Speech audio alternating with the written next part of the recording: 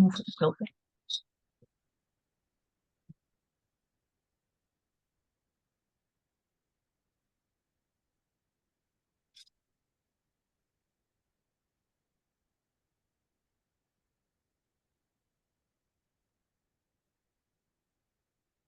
Hi, everybody. Welcome to Abortion Academy.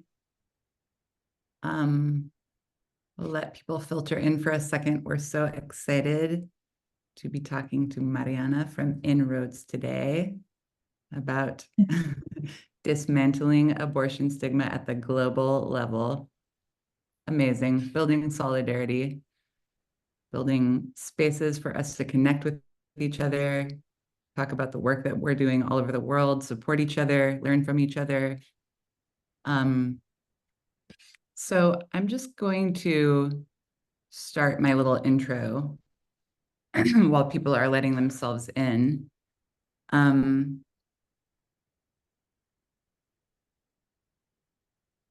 So my name is Amelia Bono. I use she, her pronouns. I'm the co-founder and executive director of Shout Your Abortion, which is a nationwide organization, a US nationwide organization, working to normalize abortion and elevate paths to safe access regardless of legality. We make resources, campaigns, and media intended to arm existing activists, create new ones, and foster collective participation in abortion access all over the country. Abortion Academy is a monthly webinar series where we introduce our network to one of our exceptionally brilliant colleagues. And we hope that these sessions will help you deepen your knowledge, inspire curiosity, help you connect some dots between what you're navigating regionally and what's happening at the national or, in some cases, international level, and ultimately give you fresh ideas to take back into your community. Audience members will be off camera and muted for security reasons, but you will be able to ask questions in the chat throughout the session.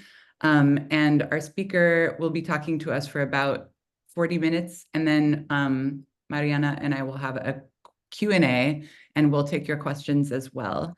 And we're super excited that today is the first time that we've had a Spanish interpretation option. So in order to hear this presentation in Spanish, you will go to the bottom bar, the menu bar, and on the right-hand side, for me, I click the three dots that say more, and then you will select the little globe option. And if you want to hear the presentation in Spanish, you just select the Spanish option.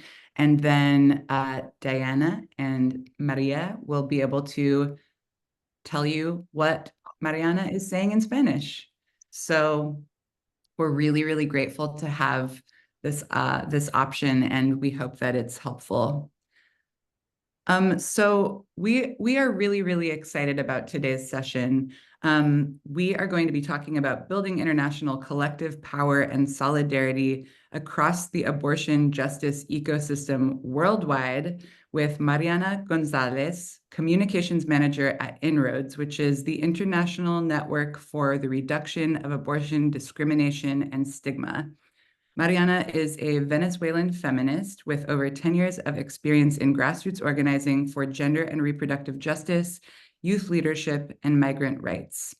With the Inroads team, Mariana amplifies transformative narratives for a world free of abortion stigma and co-organizes spaces and campaigns for movement building, including the 2023 Latin American and Caribbean Abortion Justice Circle, which was a regional gathering with grassroots activists and collectives from 21 countries, and the inaugural Global Day of Action to Destigmatize Abortions. Mariana is going to talk to us about building transformative intersectional spaces for mutual learning, collaboration, healing, and community care among abortion justice advocates, and sharing thoughts about people, including funders, how people, including funders, can show up in support of the hundreds of under-resourced grassroots collectives at the front lines of this work all over the world. We're so excited to have this conversation. SYA has been a big fan of Inroads for a long time, and we see our work as parallel and interconnected, and this organization and the folks that comprise it are absolutely a source of inspiration and power for us. So we're really grateful to have Mariana here today, and let's get into it. Thank you so much, Amelia. Really happy to be here. I have been a big fan of Shout Your Abortion for many years now. And also we are very happy to have many people from the Shout Your Abortion team as part of the inroads community. I'm going to take the opportunity to say in Spanish the interpretation instructions. Si estás escuchando en español y no has seleccionado un canal, el botón donde tiene un globito y ahí selecciones el canal español.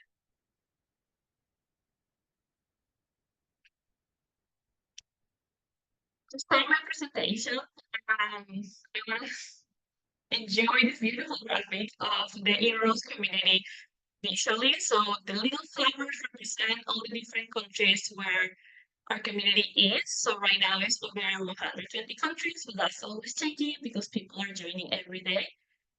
We are right now at over 2,600 movement leaders. We consider movement leaders any person who is leading work related to abortion justice, who is actively destigmatizing abortions and moving our abortions rights forward. So it's not just directors or people who have a role that indicates that, because for us, anyone who's leading work at any level is a movement leader. So if that's something that speaks to you, I hope you enjoy this presentation and if you're interested, join us. So before we start, because the topic in this episode is grounded in international solidarity, I wanted to have a little activity related to solidarity. And this also brings you a bit closer to how we do things when we create spaces for community, for people to connect with each other. So I know there is not that much interaction for security reasons in the chat, but I still like to take a few minutes to do this exercise. And if you want to share via the Q&A a few lines, you can do it. So the exercise starts with grounding in the idea of solidarity as an action. That's why we say solidarity is aware. So I will ask you to write 3 little poem paragraphs that people call them stanzas too, and start off with solidarity is aware. As a prompt, Mariana, you could use, sorry? Oh, sorry, Mariana, the audio is a little bit messed up for you. It like got kind of garbled. I don't know if maybe you want to either try headphones or not. It was fine at first, but then now it's just kind of crackling. Are you wearing headphones? Yes, I'm wearing headphones. I cannot remove headphones to see if it makes a difference. I wonder if it's my connection though, like maybe sharing screen audio at the same time became a bit too much for my computer. Yeah. So let's try first without headphones. Okay. Can you hear me now? Oh yes. Okay. Way better. Okay. Okay, so maybe you want to set up the activity again. Okay. So the activity, to ground us in the idea of solidarity as an action, we want to do like a little poem exercise. This is an activity that is actually an adaptation of one that we have done in those gatherings. In this case, I would like you to start the first paragraph of your poem thinking about different verbs and actions that you connect with the word solidarity. Always starting with solidarity is a verb. Then the second one, you could think about memories of receiving solidarity. And in the third one, you can think about memories of acting in solidarity. We have a little worksheet if you want to do it digitally. I think my colleague Maria is going to be sharing that in the chat. You can copy that document, or you can take just pen and paper and take a few minutes to reflect about solidarity as a verb.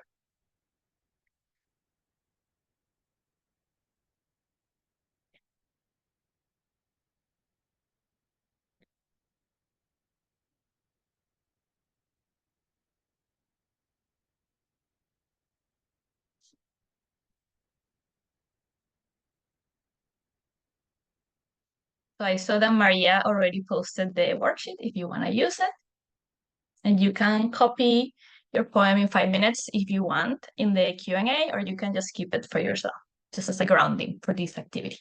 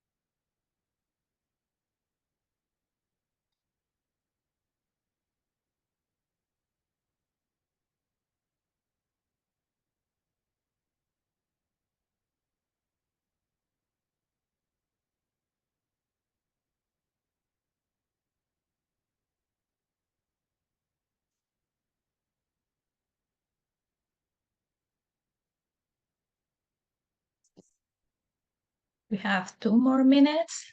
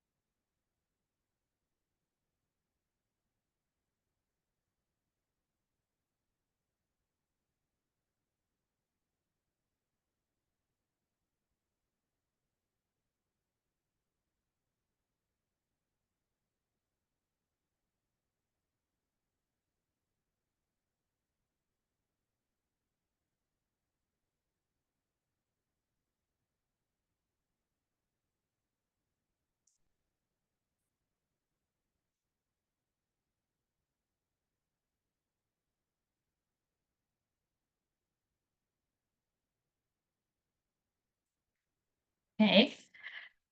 So thank you everyone who participated. If you wanna share within the Q&A box, you can do it. I'm gonna share my first answer, just what I did. So you know, it was not just you, I was also doing the exercise. And in my case, I put the solidarity is a bear, to listen without judgment, to be open to learn, to share the burden, and to hold each other with care. I don't know if Amelia, if you want to share yours. If not, it's okay, we can continue.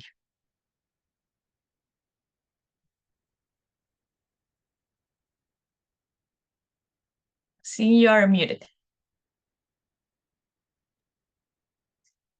So I was like thinking of these things, but it did not come together into a beautiful poem like yours did. It was more just like phrases. But my verb is holding each other, like both hugs and I think the way that we can hold each other just energetically, whether that's like in person or on a Zoom from across the world. And memories of solidarity. I always will remember the first time that I saw videos of like the decision in Argentina and in Ireland to like restore abortion rights, and just like how much energy that gave me. I'll totally start crying if I think about it. It's just those things are it's like something I could watch for the rest of my life and just feel so much power and so much connection. And it really, I think, gives me what I need to go out and do this work here today, you know? And thinking about a moment that we showed up in solidarity, I thought about the Jak Justina campaign that was around our friend Justina, who was facing charges in Poland for distributing abortion pills. And we did all sorts of like art actions that were using the phrase, behind each one of us is 10 more, which is like a line that is taken from the Plan C documentary that came out in the United States. And the Polish friends had already been using this phrase Jak Justina, which means I am Justina.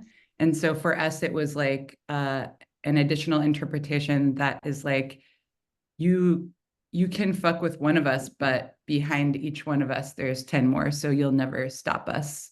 And I think that that is like a definition. That's like how I feel about international solidarity. It makes us feel unstoppable to know that all of you are out there. Thank you so much for sharing. Yeah, I think that's beautiful, and I 100% agree with all of that. I also remember the Abortion Dream Team uses this tag that is you are not alone in college. And that's something like a big part of their motto and the work supporting people and 100% grounded in solidarity. So that we see in general abortion justice works coming from solidarity, right? So like from supporting people to access abortion, supporting our communities. So that's part of the grounding that also move our community in inroads. So starting from the beginning, as they mentioned, our long name is International Network for the Reduction of Abortion Discrimination and Stigma. We don't use it that much anymore, but you can tell that it comes from this initial grounding of people coming together, realizing that it was not enough to think about abortion policies, abortion rights. We needed to shift like all this stigmatizing narrative that underpin our abortion practices, policies, and negative realities.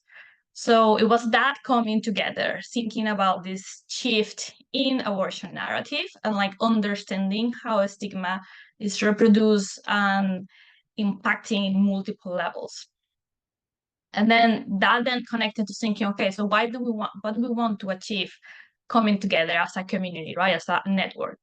So the vision that was co-created by the people who joined in the first years was, okay, we want to create a world where abortion care is accessible for all and center around the needs, experiences, leadership, the people who are having abortion, right? Because that's already gives us the shift that we need. We see in abortion narrative how often we are centering someone else's opinions or needs and not the people actually having abortions.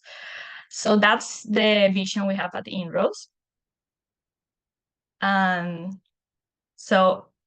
we are a global community dedicated to nurturing abortion justice movements to dismantle abortion stigma and its discriminatory and harmful outcomes around the world.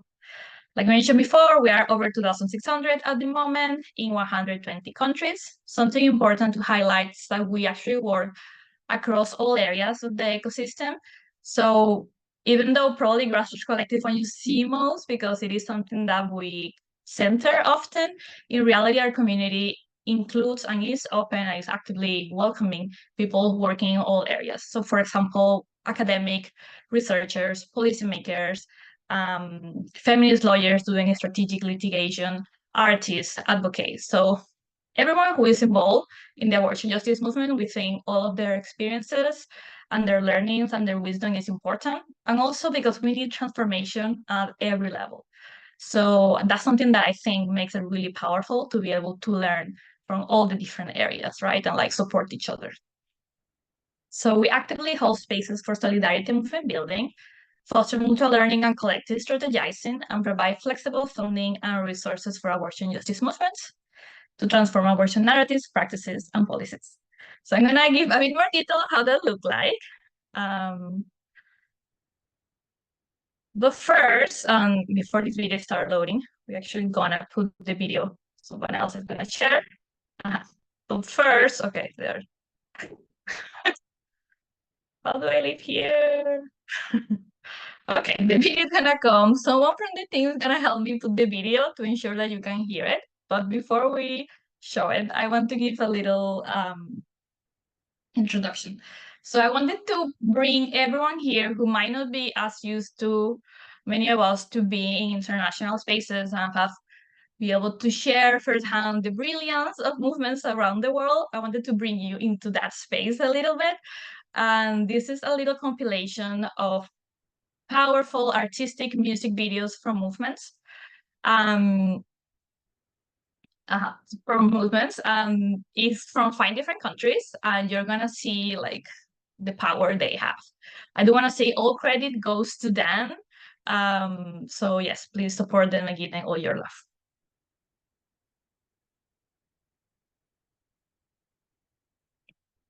Can you see the video?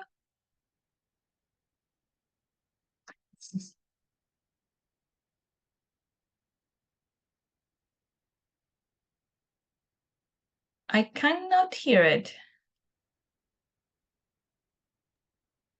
I also cannot hear it. I can see it though.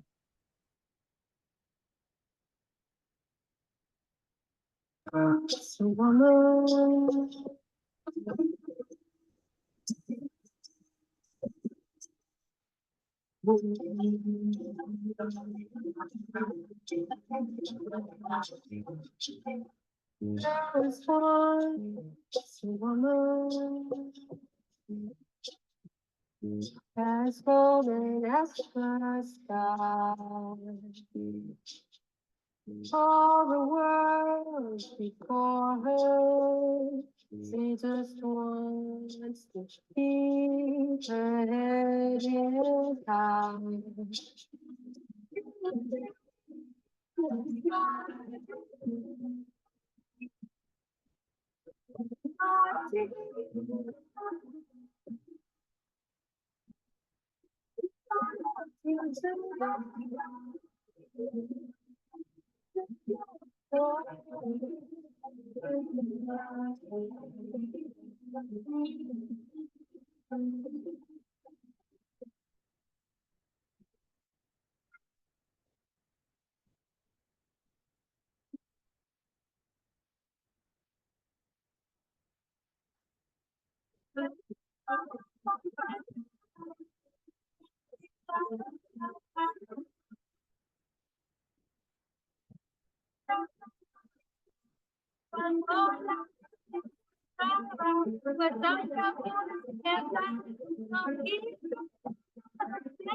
Mariana, I think we're having another sound issue.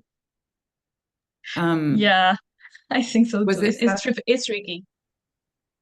Yeah, I don't know how to fix it, but I feel like we owe these musicians better quality. But maybe we can send everyone the link to this compilation. Maybe we can put the link in the chat and send it in a follow-up. Let's do that. Yes, we can Okay, and share the we're gonna compilation link. sure, and we're trying to fix it on our end also. It's okay. Let's continue. I think we can Okay. share the video of this little compilation, and then Maria is going to share the link where they can learn more about all the artists, and they can see also the full length video of each of them. So, anyway, it's amazing. You're going to enjoy it on your own time, and that's fine. So, let me just go back to my slides.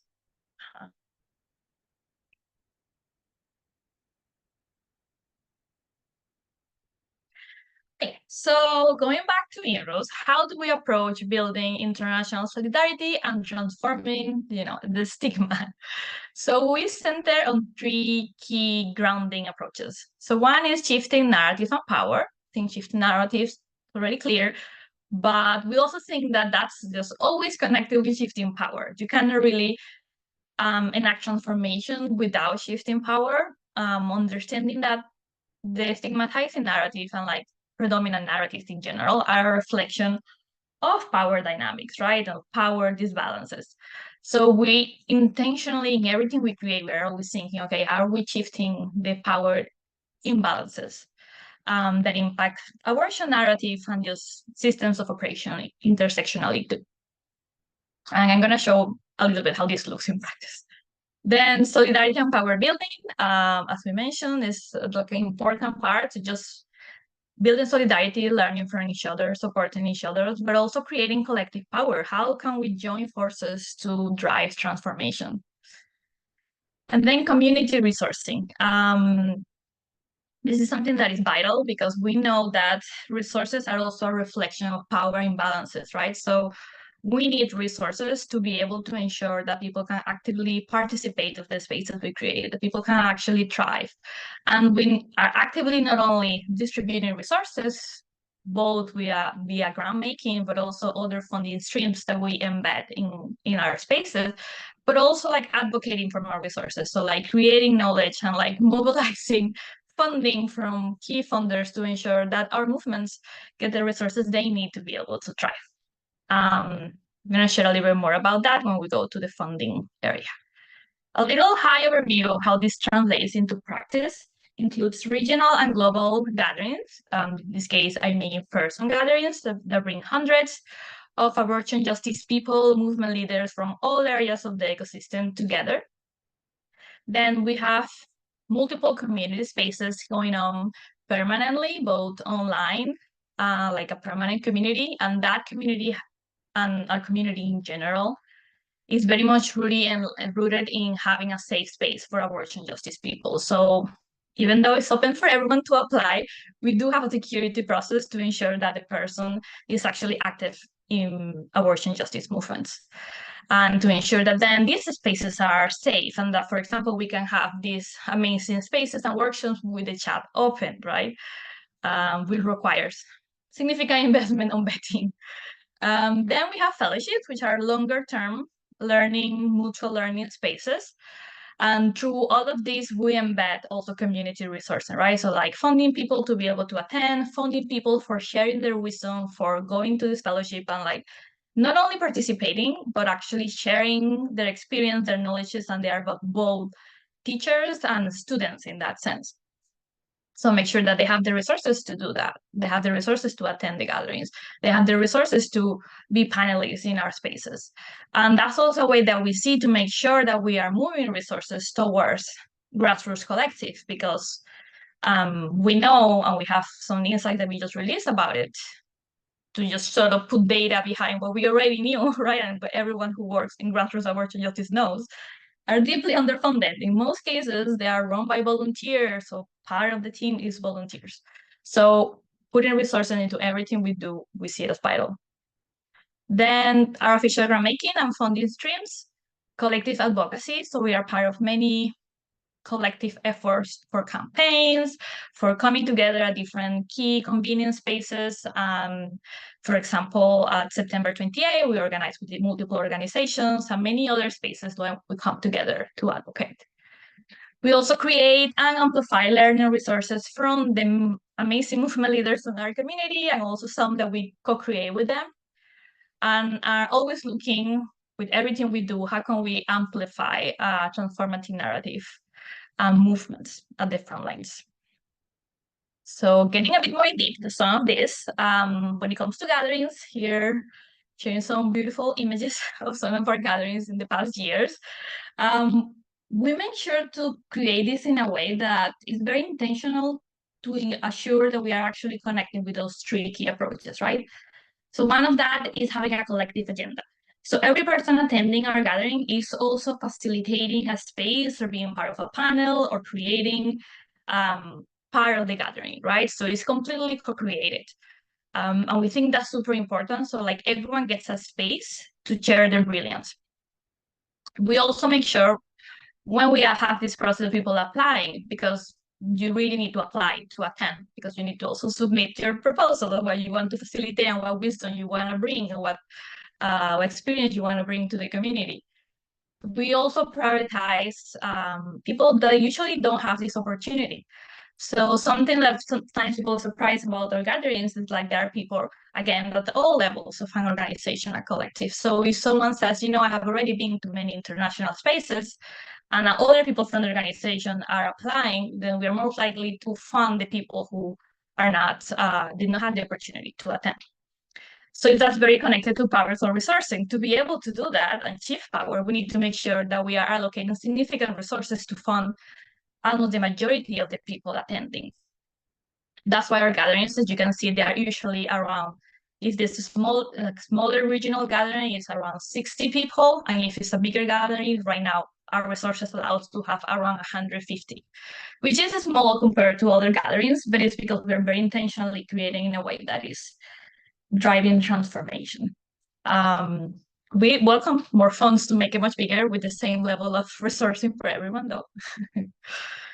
Then we also make sure that it is centering the margins. So how do we intentionally put in the center the communities that are facing multiple levels of oppression? How do we make sure that it's not just one single person, you know, like the token person to represent a whole community, but actually making the outreach necessary when it's necessary, or like allocating more resources to make sure that the people who are more marginalized can take center stage and can drive transformation and can help other people in the movement realize that this community that we're living at the margins should be at the center, right?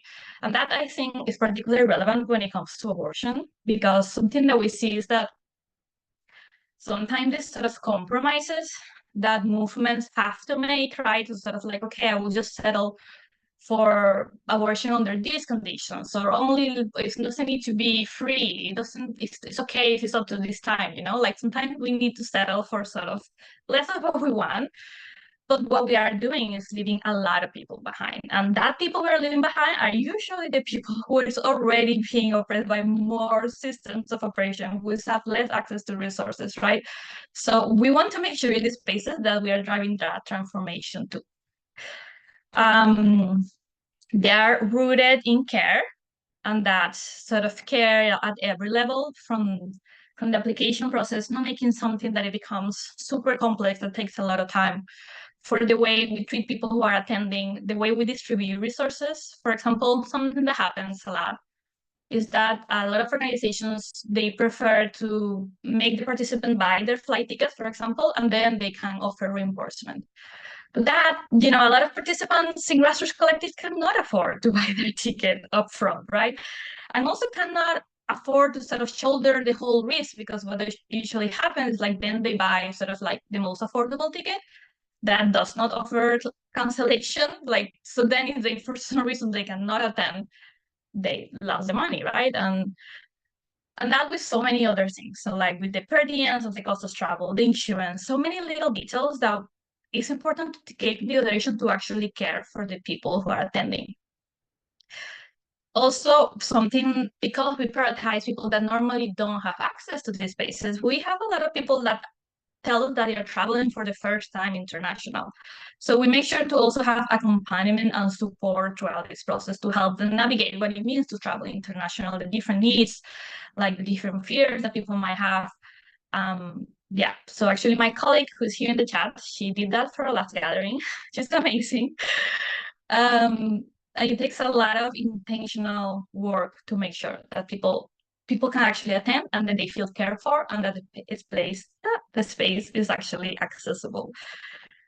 There are many other things related to accessibility, having interpretation. For example, in our last gathering, we have live English interpretation throughout the whole gathering in Latin America, because it was Latin America and the Caribbean. So we need to make sure that people from the Caribbean who actually participate actively, right? So all those little details, like we are really like actively thinking about all that. There's something else I want to mention about this. It's like, because the inroads community is open to all levels of the ecosystem, it's also open to the individual level, is how we say it. So that means that if you join, it's not like I'm joining as inroads. No, I'm joining as Mariana, as a person who works in inroads, and anyone else in your collective or in your organization can join too. We think that's super powerful for these type of spaces. For example, it means that the person who maybe is not the ED can also go, because usually if you are an organization, they prioritize, right, sort of like the external facing. We want everyone in the movement to be able to be in these spaces. Also, we want them to have access to all the resources we provide and all the support, regardless of their position and regardless if they change jobs, right? So yeah, that's also very key of the way we do things at Libros. Moving along, talking about the fellowships, we have two so far. This one was centering about artists. Some of the music videos in that compilation come from this fellowship. And in this case, they were working together for 6 months, having mutual learning spaces and circle, and also having sort of advisors and sort of like, yeah, guides who were sharing their wisdom, who works in the arts from different parts of the world. And then they were able to work in their own projects and receive, throughout the whole fellowship, they receive like an honorarium to be there and to develop their projects. We found that very powerful, because they have not only the opportunity to develop the artistic project they had in mind, but then the artistic project usually, and that's what they say, becomes much stronger, because they were able to have that learning process with many other communities that allow them to see sort of like their blind spots. I think that's one of the things. When you work with other people, you realize the many things that you didn't know. Like, you don't know what you don't know until you learn, right? So like that's part of what it means to be in community and to be able to learn from each other. Yeah, and my colleague is sharing information about the fellowships too. Oh, I think I clicked by mistake. Go back. Okay, now we go. Okay, why I keep going to the fellowship? What's going on? Close the chat.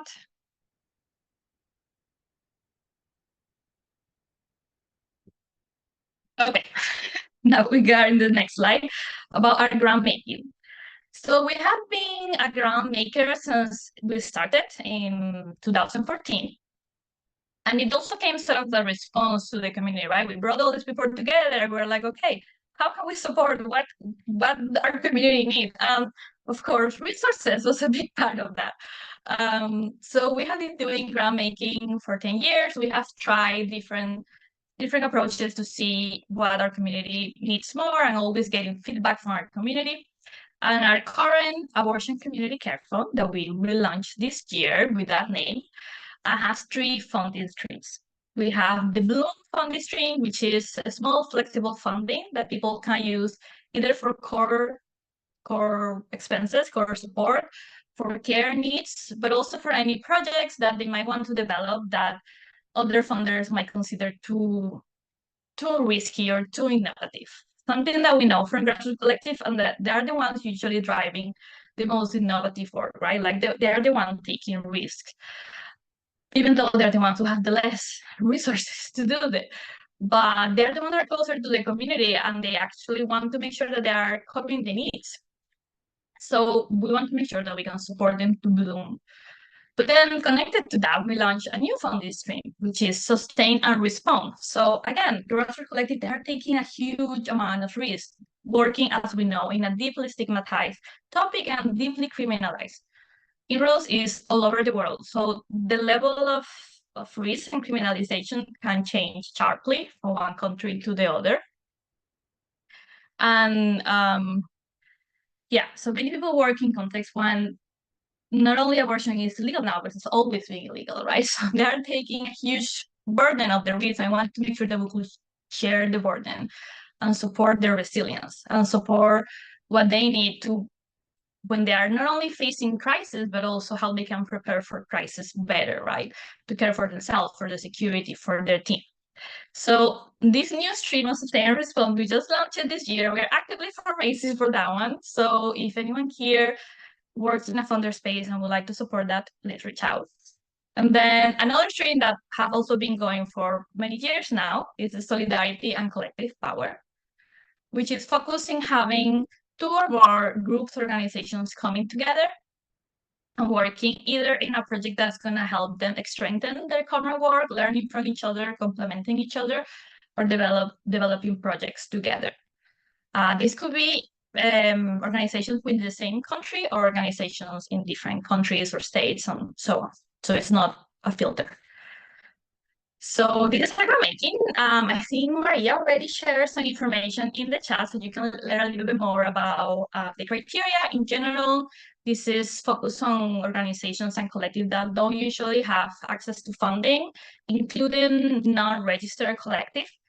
So you can see a bit more there, but that's sort of like the main filter that you will probably see. Then we are creating learning resources with our community, coming together to learn, to like create information about the needs, the realities, the brilliance, the wisdom. We released, I think 2 weeks ago, this grassroots insights document after talking with 47 movement leaders from different countries. We sort of gathered some of the insights that were sharing there that confirmed something that we knew about how deeply unresourced community organizations are working on abortion. They mentioned how they mostly receive project-based grants that, of course, do not foster overall sustainability. As we know, a lot of these project-based grants, they don't allow or have a very minimum sort of like limit of how you can use the funds to cover support for your own team, to cover salaries and compensation, which is wild. So that's one of the issues they have, but also they mostly rely on volunteer work and in-kind material donations. And those material donations often even come from the same volunteers, right? Because they're passionate about the work they're doing, so they're donating the supplies they need, basically. Yeah. When it comes to collective advocacy, we are involved in different spaces. Well, just to highlight one that just started this year, we started with over 30 other organizations, this co-convening of a global day to stigmatize abortions.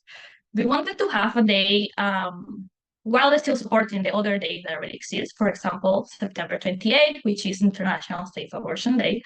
We wanted, and we saw the need to have like another moment to collectively shine a light and like take advantage of the media attention that comes with this type of day actions when we're talking about abortion as what they are, right? Abortions are normal part of our reproductive journeys. It's like that's it. And we wanted to make sure that we had a day where we can talk about it. We can talk about this narrative and we can share about how, yeah, how we could transform our world and sort of be very bold and unapologetic about it. This was co-created after the initial 30, I think 35 co-conveners, 180 other organizations joined as partners for the launch. And this collection of resources that you can find on our website, which is march28.org, it really has the brilliance of our movement. So we wanted to make sure that it was like a useful space and not just like a campaign name. So you can find here, for example, in Shifted Narrative, a lot of amazing art, some of the ones in that video, but many others from different parts of the world. And if you would like to join us next year, both to like mark the day, but also to share your amazing resources to be highlighted here, please do so. There is an option to join in the website there too. And then already closing, I wanted to share sort of like the common feedback we receive from our community, right?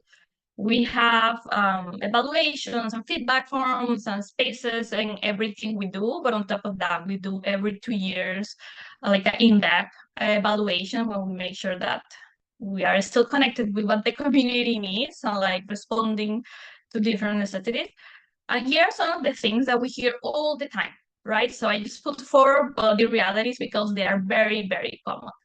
So one is this idea of having a place that feels like a home for like abortion justice. I think this amazing movement leader from Thailand said, an oasis for abortion rights, like a place where you can just feel completely yourself, unapologetically yourself, feel comfortable to have difficult conversations, to share your doubts, to even talk about the stigma and how it's part of your life. Because the stigmatizing narrative is like, there's a phrase that someone said in one of the workshops that said, stigma is like the weather. We all get wet. So we are all like growing up in stigmatized environments. So something that is special is to have space when you also feel safe to say, oh, you know, I used to hold that stigma. Like I didn't realize I had it.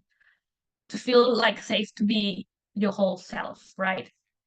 Then talking about transformative power, and this quote from Malawi, where they're saying that in our country, abortion is criminalized. When I was joining, I was afraid even to mention the word. Trans community have learned and evolved and are comfortable and bold these days when talking about abortions. This is a very common feedback that in different forms, which people say like how I feel much more comfortable to be unapologetic, to become, and this I say myself, I feel like I joined INROADS and I became more radicalized, but in the best possible way. That's part of the power of community coming together. Then when it comes to crowd movement, we have actually a quote from a movement leader from the United States who shared a little bit about how it is really transformative and say, change me to my core to work and learn from global abortion activists. And that's definitely something I share too when I joined INROADS. And then unique and flexible funding. The truth is like there is not a lot of funding out there for abortion justice work. There is particularly not a lot of funding from grassroots work. And I want to give the opportunity to highlight some organizations we love in the space that also provide funding. So there is Safe Abortion Action Fund. They have a little bit different approach, but they also provide funding for grassroots people working on abortion justice. And there is Abortion Conversation Project, who have really small funding, I think up to 3,000 for activities and projects related to shifting abortion conversations and also tackling stigma. So it's there. So we have these 2 organizations and us, basically. If you know of any other, please do share. because we want to make sure that all this information is available. But the idea that there is not a lot of funding, and people always highlight, this is basically one of the few organizations that I can come to when I need something and I need resources and support. And yeah, we hope, to be honest, that there are going to be many other organizations and like a thriving ecosystem of support for abortion justice movements. So already closing. If you're a member, then join us. Membership is always free. Our spaces are free too. And like I said, we do have a security process, so please make sure in the application to put references, like links to your work and like references that we can double check, because security is one of the most important things for us. Then share widely with the people you work in your abortion justice life. And if you're in a position to donate, or if you're a funder and want to partner with us to move resources to abortion justice movements, also please connect with us. This is our website. We're sharing the link. Yeah, I think that's it for the presentation part. Yay! Thank you so much, Mariana. Oh my gosh, that was so beautiful and inspiring. And thank you so much to Maria and Diana for interpreting. Sorry about some of the audio issues that we had. We are not sure if maybe it was because we had a lot of hosts. I would love to hear if you are someone in the audience who used the interpretation feature, will you put like a reaction, put a heart reaction? I would love to just see if anybody was using it. And if not, oh, look, yay, I'm so glad. Yay, look at all of these. Yay, that makes me so happy. I'm so glad that we were able to make this more accessible for more people, which is, you know, obviously part of the whole deal. And I'm excited to have a little conversation with you and hear questions from the audience. So you can ask questions in the Q&A feature. And oh, and as Michelle said in the chat, we'll be having interpreters for future sessions as well. So we're really grateful to have, you know, had this suggested, and we're excited to keep it going. So I guess, you know, I have it's such beautiful work, Mariana. It's really just like my heart felt so full listening to you talk about this, and I'm just so grateful that you exist. And I can't imagine how many people are like feeling held by these connections, you know? And I guess I wanted to talk to you about like solidarity, obviously, is just the kind of core of your work. And it's something that we think about a lot in the United States. We look at what's happening often in places like Latin America, where we've seen, you know, transnational movements come together and achieve like either huge policy wins like we saw in Argentina, or just like achieve like incredible grassroots movement building victories in ways that I think in the United States we feel like, wow, how do we do that? And often when I hear specifically like Latin American feminists talk about the work, I notice that it's like often rooted in feminism. It's not just about abortion. It's like, it's rooted in feminism. So I wanted to know if you could like talk a little bit about that. I noticed in your bio, you're like, I'm a Venezuelan feminist. And in the United States, it's like, you don't hear people claiming that in the same way necessarily. So I wanted to know if you could talk about just sort of like rooting your abortion work in intersectional feminism and how that has sort of been the connective tissue for so many Latin American justice movements. So I think first, something that I saw very strongly in the Latin American movement when it comes to abortion is that it comes a lot from feminist gatherings. So something really powerful that Latin American has is this regular feminist gatherings that happen, I think it's every 2 years.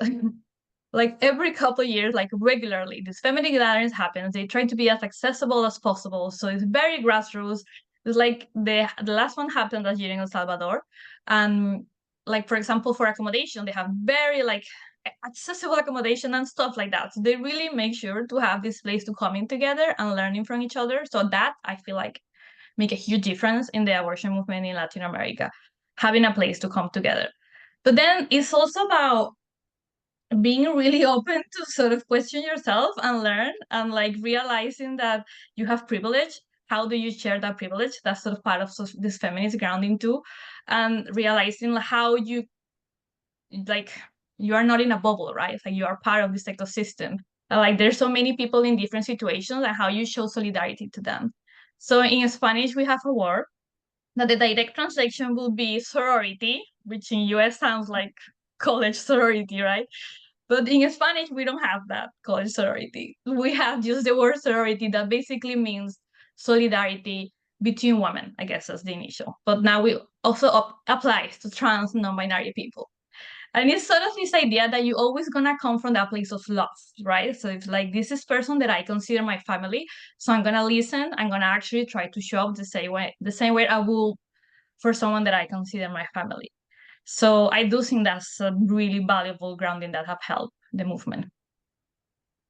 I love that thought, and something that SYA, like one of the community sort of agreements that we say when we are bringing people together, even just in a Zoom or whatever, is that we are committed to bringing people together who are approaching each other in good faith, and sort of assuming best intentions, and also that we are inviting critique and like to be pushed to look at your privilege, look at something you're not seeing, have your perspective challenged by someone else.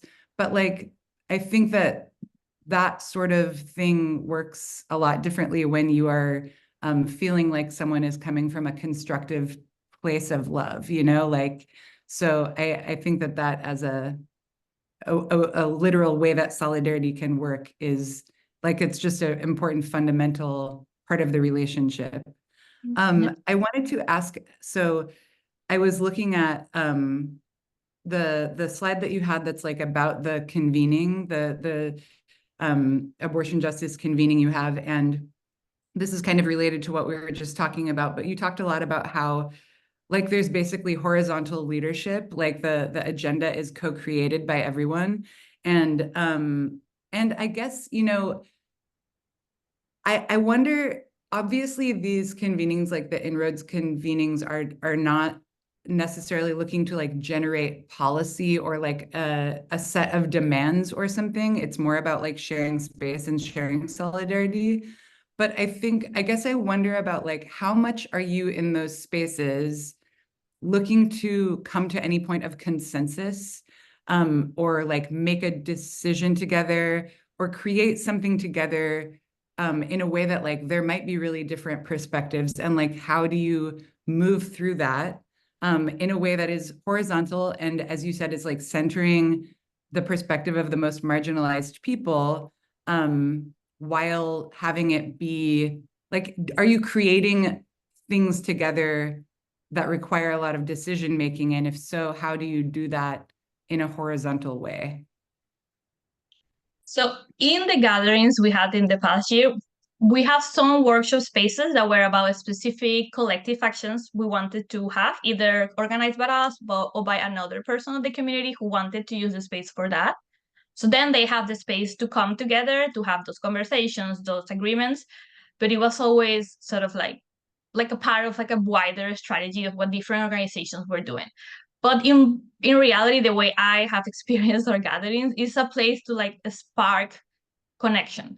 So we see how these little connections happen, and then to be honest, sometimes then we hear about it. I'm the communications person, so I'm covering what our community is doing and amplifying, and I see like, oh my god, these three collective now are working together and launching something amazing, and they're like, yeah, we just met at a gathering and now we are launching this. So it's like we are not telling them what to do at all. The space completely Yeah. co-created, but we are very intentionally making sure that they have like a strong connection that allow them to then move forward. Because at the end of the day, Yeah. like our priority is not to we're not taking credit at all, because like we are just facilitating. We are just like facilitating an environment to thrive. Yeah. Yeah, totally. And like, Mhm. yeah, we can't do any of those things without relationship building, Mhm. obviously. And I think that that goes back to what you said before about that there is this like big bi-yearly convening of just like feminists from around like the global South, Latin America, who come together and just hang and start to hash stuff out. Like there has to be, we can't just like do this shit in Zoom meetings. That's Yeah. ridiculous. Mhm.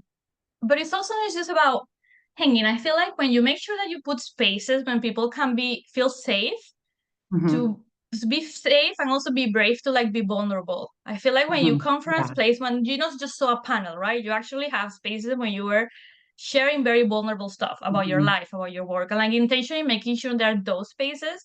So like the Mhm. relationships that you create are much stronger than just attending a panel, you know? Right. And that's why Right. making it Yeah. very participatory is just so key, and having space for joy too, I guess. We have like in our Yeah. last gathering amazing music, like a live music from two powerful feminist rappers from Colombia who were also part of the whole gathering because they're also movement leaders doing abortion work. Music is just part of that. So it's also like, yeah, I feel like you need to very intentionally create something that is really gonna strengthen everyone there and like make Yeah. them feel like these people I actually want to stay in touch with and work with. Can you talk a little bit about how like art and creativity are a part of this movement space for you? So I feel like the way arts in general are like a vital part of movements, right? It's like how we change narrative is like by creating new narrative, Mhm. powerful narrative, attractive narrative that connect not just in the logical part but also in the emotional part. So Mhm. like first of all, just valuing and appreciating artists as movement leaders and not just sort of like the graphic designer. No, like we see you as a movement Yeah. leader, you are leading the movement with your art.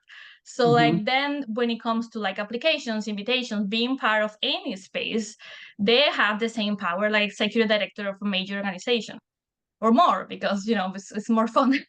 There's Mhm. usually their workshops are more fun. um so like that's the beginning, right? So like if you treat it like that from the beginning, then you embed it in everything you do, and also having a space to like teach like how they do it, how to create, for example, this poetry to communicate, how to create music. In the last one we had the same powerful rappers that did the music in our festival. They also have a session when we're doing like they call like a feminist karaoke. So they were explaining how their collective like changed the lyrics of popular musics to make people aware about their accompaniment abortion network in Colombia. And they were teaching everyone to do it, and people got in groups to create music together. So, and then the people brought that to their own work, right? And then apply in their communities. We definitely also apply a lot of the things we learn from those spaces, from movement leaders. That's awesome. I yeah, I mean, I always think about like I think it's very short-sighted to just like fight for policy uh without building community. And I think that like art is is like the basis of that. And I feel like it's like policy is like the final stage in sort of implementing change that like artists have created. And I want to encourage anybody who is on this call and spread the word. SYA loves nothing more than seeing our messaging or graphics or the things that we make translated into other languages, used in other contexts. You're welcome to take anything that you like. If it's an artist that we are working with, if you give credit, that's great. But in general, it makes us so happy to see our messages and our art travel around the world. So please take it and use it and send us a photo. Another question that I had was thinking about stigma and about how, how many countries did you say you have like groups in how many countries? 120, I think 24 is now 124. Unbelievable. So like obviously abortion stigma is like the the details of it or like how it shows up is different everywhere, but like the foundations are often very, very similar. So I'm wondering if you can talk a little bit about like what you've learned about sort of the commonalities of abortion stigma all over the world, and also like what makes it show up differently in different ways. You know what I mean? Yeah, so commonality is isolation. I think Mm-hmm. like uh isolating at the individual level. So people who have abortion, who support abortions, sort of this like you cannot talk about it. So it's like this idea that even if it's legal in many places, you're not allowed to feel proud for your work, or you're not allowed, yeah, to feel proud from taking responsibility of your life and your decisions Mm-hmm. and whatever you want to do with your body. So that sort of isolation. And then something that I noticed that I feel like I learned too here is how it can show up in the discrimination in the whole healthcare system, right? So like places where it's legal but it still is not funded, when they are not like medical students are not learning about abortion, or the way they are learning about abortion is comes with a lot of stigma. So like we are teaching you because we have to, but and Mm-hmm. like Yeah. how that impacts access even when it's legal. How it's different, I noticed in countries where Christianity is not the main religion, they were always telling me like, no, yeah, our anti-choice movement is like quite different because our Mm-hmm. religion is not part of that. It's not part of the conversation at all. And the first time I was Yeah. kind of surprised, like, oh wow, really? Tell me more. Yeah. uh, yeah. So yeah, so we see how it shows up. So when they talk about stigma, like academically, they talk about how it shows like at the individual level, which is all learned, how it Mm-hmm. shows at your community level, so like your peers, your close community, both what they are sharing to you, the narrative they're sharing, and also this idea that you don't feel like you can trust them, you cannot share with them. Then how it Mm-hmm. shows at the institutional level. So it's also with the practices, right? So like all these practices that, oh, they need to be a mandatory waiting period for you to really think about it. That's just coming from a place of stigma, right?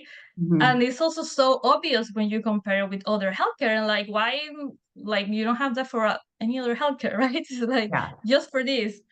So yeah, the institutional level, and then the policy and law level. But all these policies are always like underpinned by the stigmatizing narrative. Yeah. So you Yeah. cannot really change one without the other, basically. Or at least not sustainable. You can do it temporarily, but then what Yeah. happens Totally. like in the US? Yeah. Yeah, absolutely. I think that that's a very like good point of, I think in places like in the United States right now, we're so focused on like helping people get the abortions that they need. Sometimes it feels like stigma work is seen as like less important than policy work or direct services work. And it's like you said, it's just a very temporary fix. Like we cannot live, it's we'll never like have a world where abortion is truly accessible to all if we do not like eliminate stigma. Stigma is like the foundation that bad policy is built on. And also like, you know, what you said about how the core like sort of unifying feature of it across the world is isolation. And isolation can kill people, you know, like in a number of different ways. It can kill people who are too afraid to look to investigate their options safely. And it can, you know, it's such a powerful emotional toxin that it, you know, people don't live through it sometimes. Abortion stigma or any other kind of stigma, like these things are Mm. real, tangible health issues, Yeah. right? And I think that this is another thing that's so beautiful about your work, is like solidarity is the antidote, because that isolation isn't real, right? Abortion Mm. is normal, is common in every place, in every community, in every demographic in the world.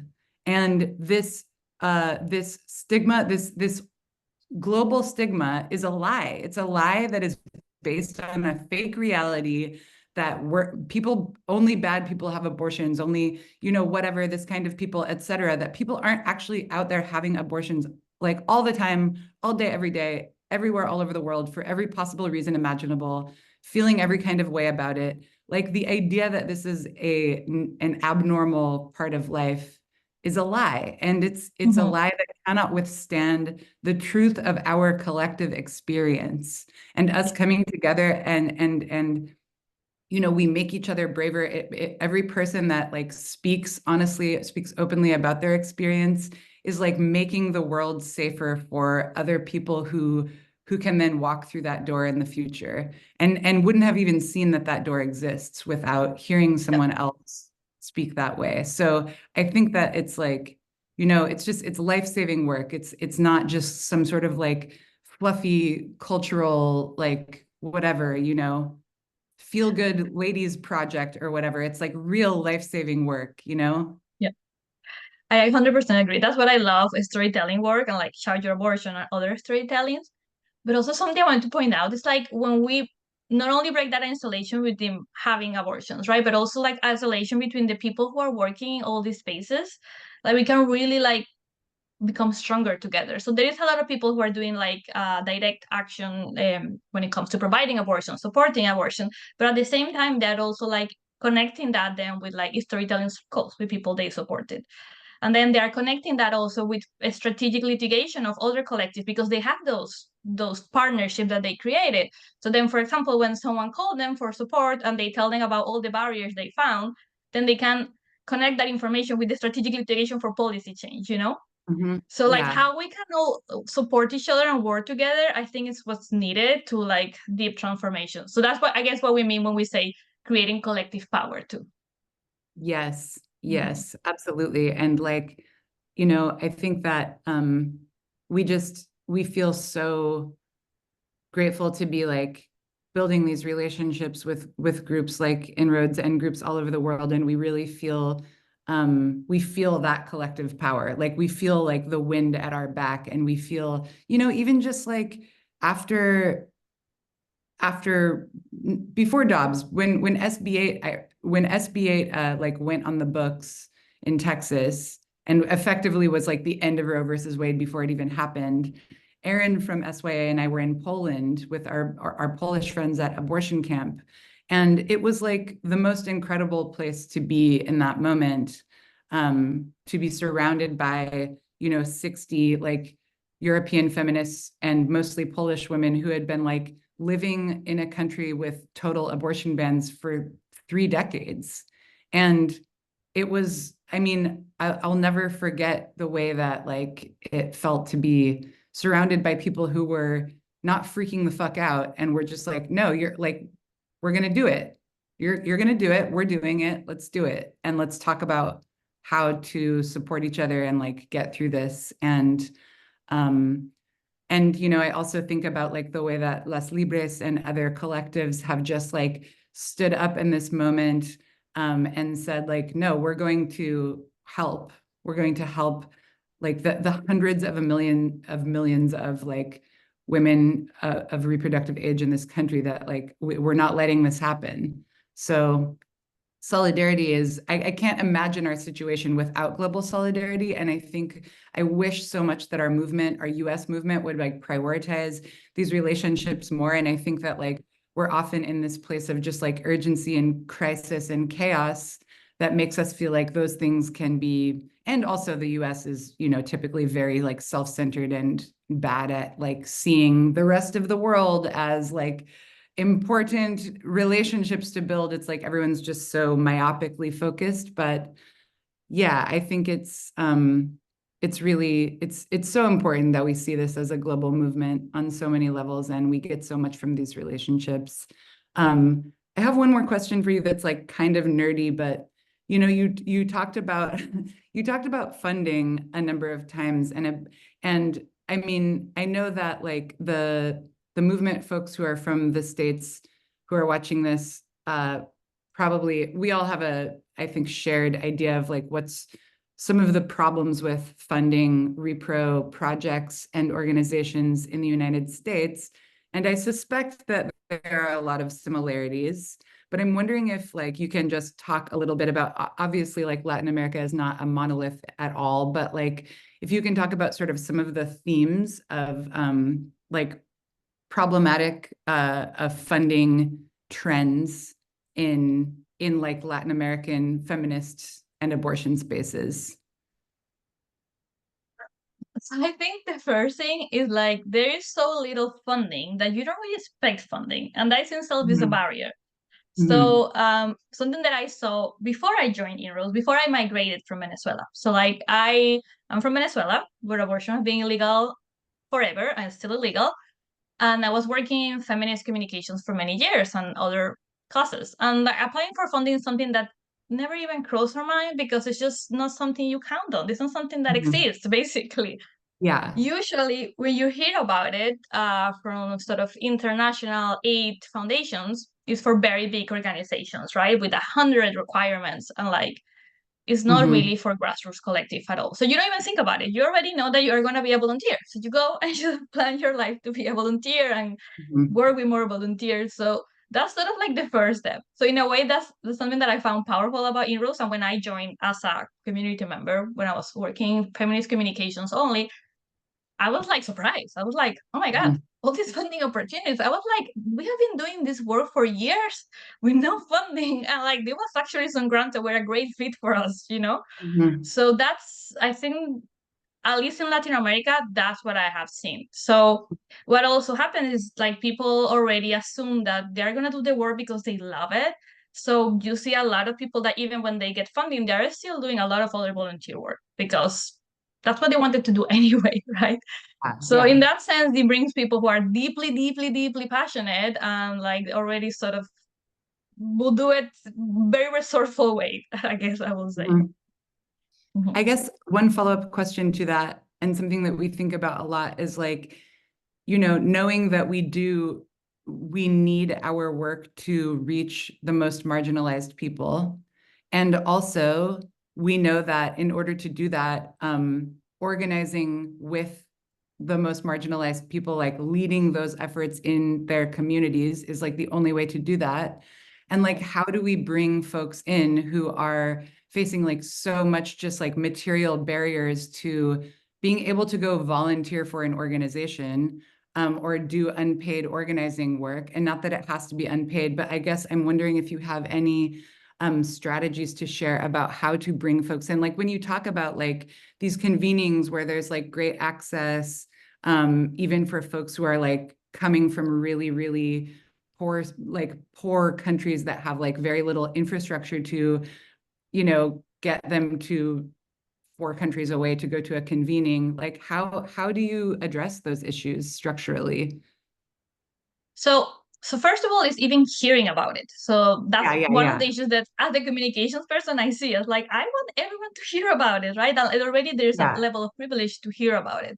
So like totally. part of it is like relying community. Something that do exist is like a strong the feminist community networks in Hmm. Latin America, NGOs networks in other parts of the world. So like working with those communities and making first of all that they have the information, that making sure that everything we create something that they can share first so Hmm. they hear about it. That's the first step.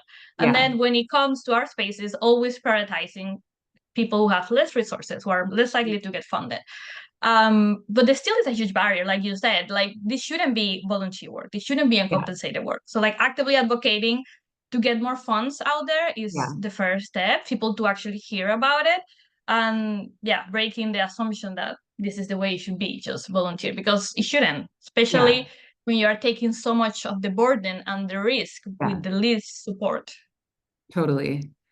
Um, I wanted to ask if you could share you put on the slide about the convening, there was in the upper left corner, there was this like visual agenda. And I'm wondering if like you could share it with us so we could I don't know if it's like private, but I wanted to look at it myself. And then I was like, oh, maybe we can send it out to folks because it looked super cool. And it looked like something that, again, was co-created by people coming from all over the world, from all different contexts, and like managing to come together and like plan their experience and prioritize various conversations, and everyone's participating in something and leading something. And I just want to look at it and get inspired. Yeah, Um, I can definitely share. so Mariana, how can the folks on this call support your work? And is there anything else that you want to share with us that you haven't had a chance to talk about? So first, go to our website, join us. I feel like if you're in abortion justice, I mean, it's not I'm biased because I work for inroads, but like even before I work for inroads, it's like it's opened your world to so many opportunities, brilliant people that just join. And that's already contributing because you're gonna be bringing your own wisdom and your own brilliance. So that's already making the community stronger. And yeah, like just share, amplify. If you're in a position to fund or connect us with funders, please do. We also struggle with mobilizing resources for our work, like all abortion justice organizations at every level. So we appreciate any leads too. Well, if nobody else has questions, we can wrap it up. But I just want to say that this has been so special. SY's signal thread is popping off, and we're just sending so many hearts. We look forward to being in the same space as you someday in person and giving you big, big hugs. And yeah, te queremos mucho. I thank you so much. This was a wonderful space. Yeah, just thank you for everything you do too. I love it. I have mine from the last gathering. Aborto Nice. free from stigma. Awesome. And thank you, Maria and Diana, for your, look at all of these hearts. Look at all of this beautiful abortion solidarity worldwide. Really just like makes me feel so good. Like this, whenever people are like, people will be like, thank you for your work. It's got to be so like fucked up and hard. I'm like, it feels amazing. Like nothing could, I feel like nothing could ever feel this important, and like it's like a holy thing that we do together. And I just love everyone here, and I'm so grateful for all of you and to be doing this work alongside you. And we're gonna win. I'm positive. We're unstoppable. Look at us. Hell yeah. We are. Okay. Thank you so much, Mariana. Have a good Thank you rest so of your much. day. Okay, bye Thank you, everyone. everyone. Bye.